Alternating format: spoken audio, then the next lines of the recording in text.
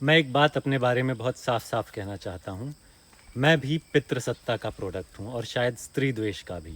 था कहकर मैं अपने आप को आसानी से बरी नहीं करना चाहता, क्योंकि बहुत सारी चीज़ें आज मुझे समझ आती हैं, बहुत सारी मैंने बदली हैं, लेकिन बचपन से दिमाग में बैठी हुई सोच ऐसे ही तो गायब नहीं हो जाएगी।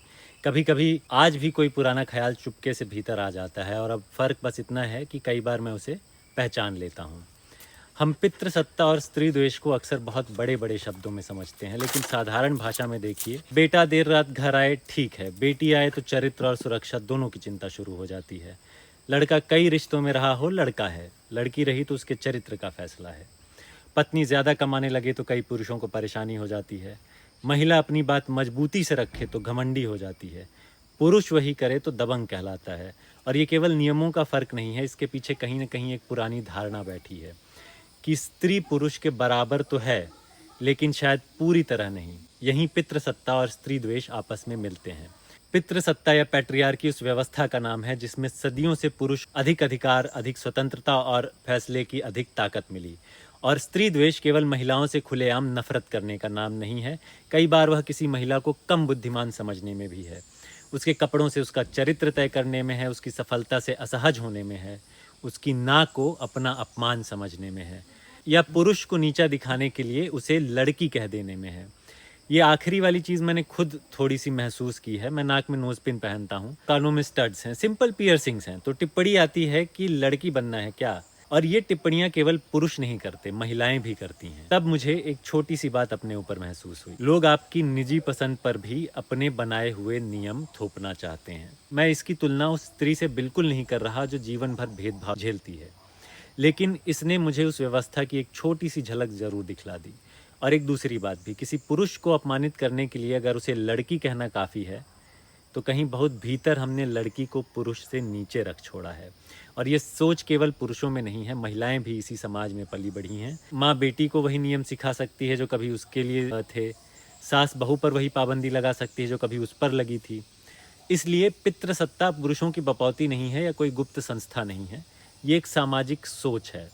और आज इस सोच का एक नया रास्ता भी खुल गया है, इंटरनेट। एक पूरी ऑनलाइन दुनिया है जिसको मैनोस्फीयर कहा जाता है। शब्द भूल जाइए, उसकी भाषा पहचानिए।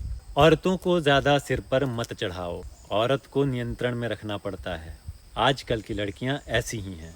बराबरी बराबरी सब बकवास है। कहीं किसी लड़के का रिश्ता टूटा, कहीं वह अकेला है, कहीं उसे लगता है कि कोई उसे समझ नहीं रहा है, कहीं वह अपने शरीर, पैसे या भविष्य को लेकर परेशान है।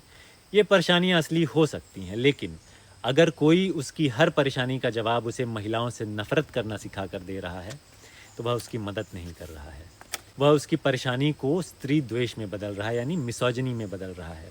और मुझे ये नई पीढ़ी के लिए बहुत गंभीर बात लगती है, क्योंकि पहले ऐसी सोच घर, मोहल्ले और दोस्तों से आती थी, अब फ़ोन भी सिखाता है। और मजाक मजाक में कही गई बात कब आपके विचार का हिस्सा बन जाती है, कई बार आपको खुद पता नहीं चलता।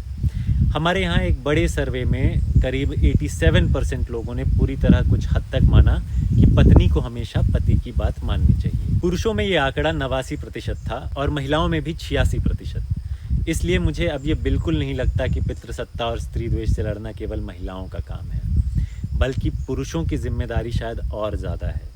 क्योंकि अगर मुझे एक मजबूत व्यक्तित्व चाहिए, अगर मुझे लगता है कि मैं तार्किक आदमी हूँ, अगर मैं जाति, धर्म, राजनीति और समाज के दूसरे अन्यायों पर सवाल उठाता हूँ, तो मुझे अपने भीतर भी देखना पड़ेगा। मैं बाहर बराबरी की बात करूँ और अपने घर की स्त्री को अपने से कम समझूँ, तो मेरी बराबरी खोखली है। मैं किसी सरकार के पूर्वाग्रह पहचान लूँ, किसी धर्म के पूर्वाग्रह पहचान लूँ, किसी समाज के पूर्वाग्रह पहचान लूँ, लेकिन अपने भीतर बैठा स्त्री के प्रति पूर्वाग्रह ना पहचान पाऊँ, तो मेरी समझ अभी अधूरी है।